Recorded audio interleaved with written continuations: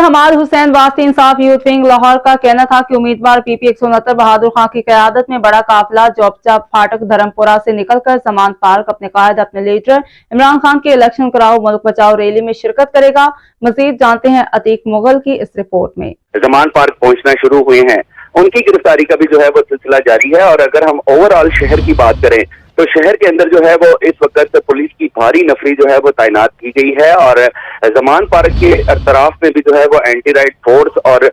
बाकी जो पुलिस की नफरी है वो तैनात की गई है ताकि किसी भी नाखुशगवार वाक़े से जो है वो बचा जा सके। लेकिन जिन जिन मुकामात से आज ये रैली निकलनी थी उन मुकामात पर जो है वो मुख्तलिफ मुकामात के ऊपर इस्तकबालिया कैंप जो है वो लगाए गए हैं और इस्तकबालिया कैंप के अंदर भी कारकुन जो है वो देखने में नजर आ रहे हैं। लेकिन यहाँ भी हमें इतलात मौसूल हो रही हैं कि पुलिस की नफरी जो है वो इन इस्तकबालिया कैंप की जानिब जो है वो रवाना कर दी गई है और ये भी इम्कान है कि इस्तकबालिया कैंपों से भी जो है वो कारकुनों को हिरासत में लिया जाए। ताहम ये रैली जो है ये जमान पार्क से रवाना होगी जो कि केनाल रोड से होती हुई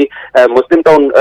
मोड़ पहुंचेगी और मुस्लिम टाउन मोड़ से फिरोजपुर रोड से होती हुई जो है ये दाता दरबार पहुंचेगी। और इस दौरान जो है वो पाकिस्तान तहरीक इंसाफ के कारकुनों ने कई मुकामात के ऊपर जो है वो इस्तकबालिया कैंप भी लगा रखे हैं।